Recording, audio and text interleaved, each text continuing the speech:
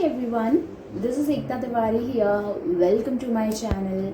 और आज जिस टॉपिक पर बात होने वाली है वो है ड्राफ्टिंग। ड्राफ्टिंग बहुत ही ज़्यादा इंटरेस्टिंग है बिकॉज़ वो आपको जॉब लाइफ में भी बहुत यूज़फुल है। वहाँ पर आपको minutes, notices, notes to agenda ये सब बनाने होते हैं, तो बहुत सारे डॉक्यूमेंट्स बनाने होते हैं। प्लस अगर आप एलएलबी करते हो तो लीगली भी आपको कॉन्ट्रैक्चुअल अग्रीमेंट्स जो होते हैं, कमर्शियल अग्रीमेंट्स जो होते हैं, आपके real estate related agreements, assignment of trademarks, तो ये सब आपको ड्राफ्टिंग सब्जेक्ट में सीखने मिलता है। तो मैं आपको एक बात बताती हूँ कि मैंने ये वीडियो आज बनाया है क्योंकि कुछ गलतियाँ हैं जो स्टूडेंट्स करते हैं और मैं नहीं चाहती कि लोग वो गलतियाँ करें। मैंने जब एग्जीक्यूटिव दिया था तो एग्जीक्यूटिव में बहुत सारे प्रॉब्लम्स आए थे, बट प्रोफेशनल में मैंने डिसाइड किया था कि मैं गलतियाँ नहीं करूँगी और ना मैं रिसर्च के बिना कुछ करूँगी नहीं। मैं लोगों को पहले स्टूडेंट से समझूंगी या लोगों से समझूंगी या जो पहले दे चुके हैं एग्ज़ाम्स उनसे पूछूंगी। एग्जीक्यूटिव तक मुझे इतना दिमाग नहीं था, बट मुझे बाद में समझ में आया और फिर मुझे इसीलिए ज़्यादा मोटिवेशन रहता है कि मैं जाकर बताऊँ, इनकरेज करूँ या लोगों को अवेयर करूँ कि ये गलतियाँ प्लीज़ मत करो। तो मैंने प्रोफेशनल एक अटेम्प्ट में ही क्लियर किया। मैं आपको ये बोल दूँगी कि मैंने 9 पेपर साथ में नहीं दिए थे, मैंने सिंगल मॉड्यूल दिया, सिंगल मॉड्यूल एक अटेम्प्ट में क्लियर किया। तो जहाँ तक बात मॉड्यूल 1 की है, जिसमें आपको ड्राफ्टिंग है, जिसमें आपको एडवांस टैक्स लॉज है, जीआरएमसी है, ये जो मॉड्यूल है ये बहुत ज़्यादा स्कोरिंग है। अगर टफ थोड़ा कोई मॉड्यूल होता है तो वो मॉड्यूल 2 होता है स्कोर करने के लिए, बट मॉड्यूल 1 जो है वो ईजी है एज़ कम्पेयर टू स्कोर करने वाइज। ईजी तो कुछ नहीं है, पढ़ना पड़ेगा सबके लिए। तो ड्राफ्टिंग में मैं आपसे आज शेयर करने वाली हूँ कि सबसे पहली चीज़ कि लोग इस सब्जेक्ट को लाइटली लेते हैं। मैंने खुद देखा है। एक मेरी कोई कलीग कम फ्रेंड बोल सकते हो, तो मैंने क्लियर किया एक मॉड्यूल और उसने नहीं क्लियर किया था। तो उसने ही मुझे पूछा कि ड्राफ्टिंग को मैंने ना पढ़ा था पर पता नहीं मैं क्लियर नहीं, मुझे मार्क्स अच्छे नहीं आए, उसको कुछ कम आए थे मार्क्स बहुत। तो मैंने पूछा कि तूने कैसे पढ़ाई की, तो शी वॉज लाइक कि मैंने रिवाइज़ किए थे ड्राफ्ट्स, बट मॉड्यूल के सारे ड्राफ्ट्स नहीं, बट मैंने रिवाइज़ किए थे जो भी नोट्स थे क्लासेस के। तो मैंने बोला कि तूने लिख कर प्रैक्टिस नहीं की और तूने पूरी मॉड्यूल नहीं पढ़ी, मॉड्यूल के सारे ड्राफ्ट्स नहीं पढ़े। नहीं पता होता है ऐसा कि हमें नहीं पता होता है। एग्जीक्यूटिव में मुझे भी नहीं पता थी बहुत सारी चीज़ें, अब मुझे पता चल गई थी प्रोफेशनल के टाइम। तो मैंने उसको बोला कि भाई तुझे पूरे ड्राफ्ट्स पढ़ने पड़ेंगे। तो मैं आपको ये क्यों बोल रही हूँ, मैंने किया है इसलिए बोल रही हूँ, ऐसा कहीं पर लिखा नहीं है, मैंने किया है, मेरे एक्सपीरियंस के अकॉर्डिंगली मैं ये वीडियो बना रही हूँ। अदरवाइज़ मुझे बोलते हैं ना कि मोटिवेट मैं करना इसलिए चाहती हूँ बिकॉज लोग मोटिवेट हो और वो एक अटेम्प्ट में निकले जैसे मैं निकली। एग्जीक्यूटिव में मैंने जो गलतियाँ की मैं नहीं चाहती कि लोग अब करें या स्टूडेंट्स अभी करें। तो बहुत सारे स्टूडेंट्स आज है जिनको नहीं पता कि कैसे पढ़ना है, कैसे करना है, ठीक है।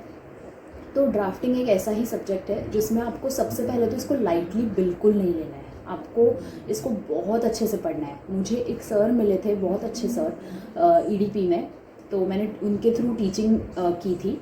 तो तब उन्होंने मुझे एक चीज़ बोली थी कि मैं तेरे को सजेशन देता हूँ कि मैंने तो 1956 का जब आया था, 1956 का जब एक्ट था तब उन्होंने क्लियर किया, अभी तो 2013 तक था ही नहीं। तो उन्होंने मुझे ये बोला, अपनी ओपिनियन दी कि बेटा एक काम करना कि जो भी मॉड्यूल के ड्राफ्ट है एक भी ड्राफ्ट को छोड़ना मत और हर ड्राफ्ट के लिख कर प्रैक्टिस करना। प्लस उन्होंने मुझे ये बोला कि एग्ज़ाम के जैसे 3 घंटे होते हैं वैसे ही तुझे 3 घंटे टेस्ट देना है ड्राफ्टिंग के पेपर पे, तो तू इस सब्जेक्ट को बहुत अच्छे से एक अटेम्प्ट में क्लियर कर पाएगी। तो मुझे उनकी बात सही लगी।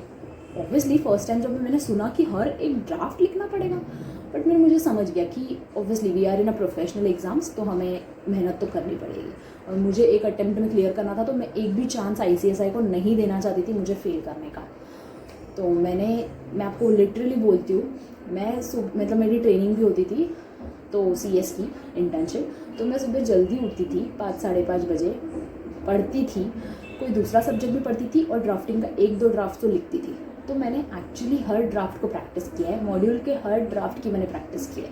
थोड़े बहुत छोटे मोटे मैंने छोड़े होंगे, अदरवाइज़ मैंने हर ड्राफ्ट की प्रैक्टिस की है। मैं आपको बोलती हूँ अभी लिख लो, वरना 6 महीने बाद आपको फिर से लिखना पड़ेगा। तो ये आपकी चॉइस है, आपको अभी लिखकर अच्छे से पढ़ना है या फिर आपको 6 महीने बाद वापस से सेम चीज़ को पढ़ना है, ये आपकी चॉइस है। और ये चीज़ मुझे बहुत मोटिवेट कर रही थी कि नहीं एकता, 6 महीने बाद नहीं, अभी जितना लिखना है, जितनी मेहनत करना है अच्छे से अभी कर, ताकि तुझे 6 महीने बाद फिर से नहीं लिखना पड़े।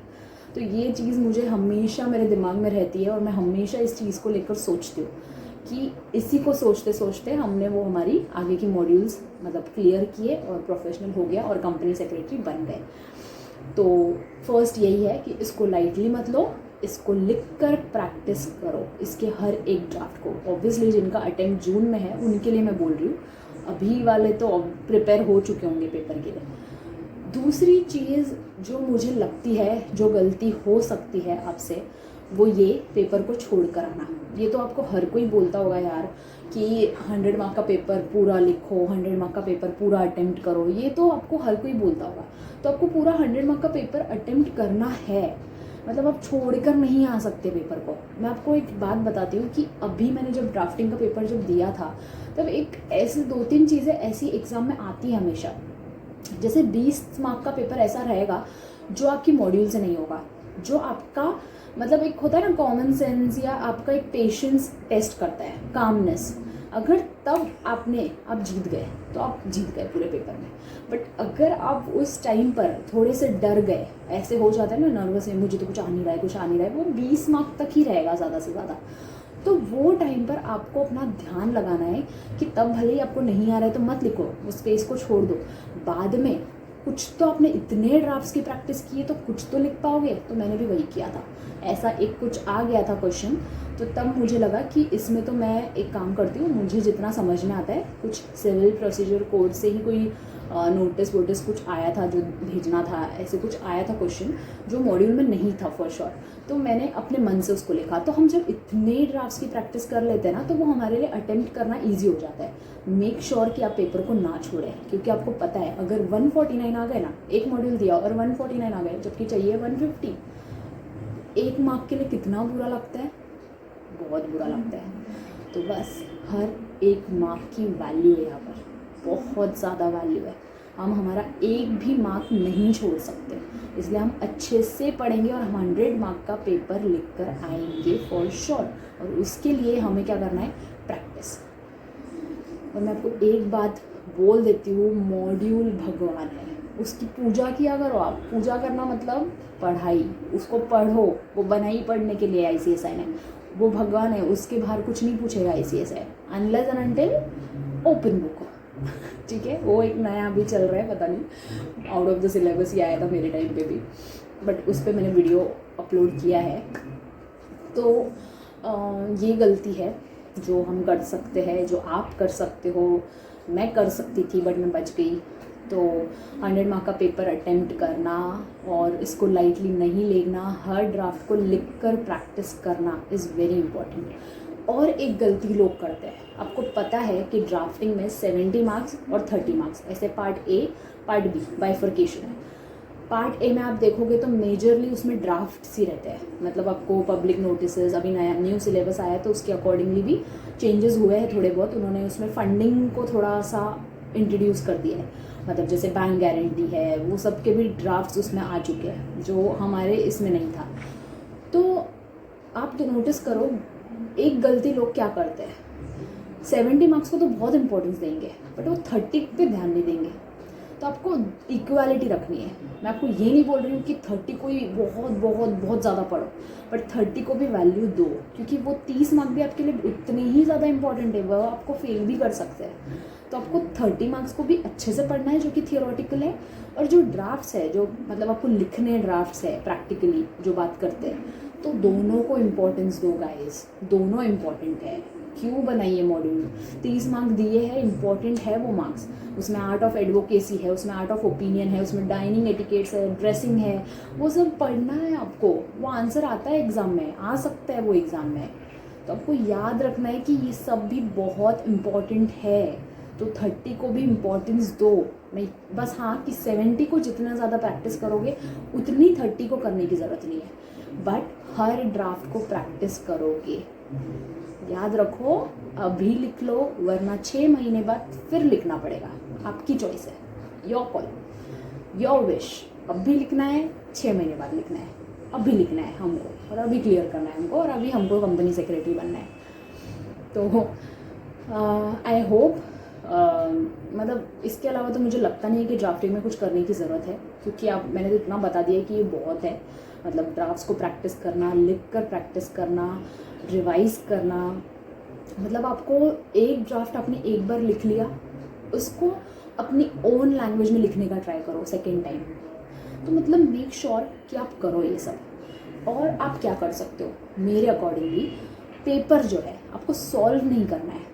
हाँ, मैं आपको यही बोल रही हूँ अच्छे से क्लियर शब्दों में कि हाँ, मैं हमेशा बोलती हूँ कि पेपर सॉल्व करो, बट हाँ मैं क्यों नहीं बोल रही हूँ क्योंकि इतने ड्राफ्ट्स लिख चुके हो ना आप, तो पेपर सॉल्व करने की ज़रूरत नहीं है। मैंने तो नहीं किए थे और मैं आपको पहले भी बोल चुकी हूँ, मैंने स्कैनर को रेफ़र नहीं किया है। मैंने सिर्फ एक ही बुक को इम्पोर्टेंस दी है, वो है मेरी मॉड्यूल। मैंने बोला ना, मॉड्यूल इज़ भगवान, और मेरे लिए तो थी। मैंने तो मॉड्यूल से ही पढ़ा, पूरा मॉड्यूल से पढ़ा। तो यही है कि आपको पेपर को बस देखना है, क्वेश्चन पेपर जो होते हैं वो कैसे बने हैं, जस्ट उसको देखो। ड्राफ्टिंग के केस में अगर आप रोज़ ड्राफ्ट की प्रैक्टिस कर रहे हो, हर एक ड्राफ्ट की आप प्रैक्टिस कर चुके हो मॉड्यूल के, तो फिर आपको पेपर सॉल्व करने की इतनी ज़रूरत नहीं है, बिकॉज वो एक राइटिंग स्पीड आ भी जाती है तब। बट मेक श्योर कि जब आप पेपर लिखते हो तो अपना टाइम वेस्ट ना करें, जल्दी जल्दी जितना आता है सब अच्छे से फास्ट लिखो। तो इस वीडियो को अब समरी वे में हम कंक्लूड कर सकते हैं कि आपको 100 मार्क का पेपर पूरा अटेम्प्ट करना है। इस सब्जेक्ट को बहुत सीरियस लो ताकि आप अच्छा स्कोर कर सको। फ्रैंकली मैंने इतनी मेहनत की तो मैं 56 तक स्कोर कर पाई, तो आप सोचो कि आपको कितनी मेहनत करनी है, ठीक है। और दूसरी चीज़ ये कि गलती बिल्कुल मत करो। अभी आपको पता है कि क्या करना है क्या नहीं करना है, तो आपको गाइडेंस मिल रहा है, तो मेक श्योर कि आप वो गलतियाँ ना करें, ठीक है। और अच्छे से पेपर को अटेम्प्ट कर पाए। 100 मार्क का पेपर लिखने के लिए आपको ड्राफ्ट्स को अच्छे से प्रैक्टिस करने की ज़रूरत है। मॉड्यूल को लाइटली मत लेना, मॉड्यूल बहुत इंपॉर्टेंट है। और ऐसे ही पढ़ो कि इस चीज़ को छोड़ रही हूँ, यही पेपर में नहीं आ गया। ऐसा होता है जब आप पढ़ने बैठते हो ना, तो मैं ये करती थी कि ये वाले आंसर को है ना यार नहीं करूँ क्या, तो फिर दिमाग बोलेगा नहीं नहीं नहीं नहीं नहीं, यही आंसर कल एग्ज़ाम में आ गया, यही क्वेश्चन आ गया ना, तो मुझे बहुत दुख होगा। नहीं नहीं, देख लेती हूँ यार। ये चीज़ आपको बहुत मोटिवेट करती है, इनफैक्ट डराती भी एक मोमेंट पे, बट फिर आप पढ़ते भी हो उसको। तो ये तो मैं तो करती थी, आप भी कर सकते हो। और कमेंट सेक्शन में बताना कि आपको ये इंटरेस्टिंग लग रहा है या नहीं लग रहा है करने के लिए, और आप क्या क्या करते हो, ताकि मुझे भी हेल्प करे आगे और मैं अगर पढ़ती हूँ अभी तो। So thank you so much for listening. Keep shining, keep smiling, keep growing. Bye, thank you so much.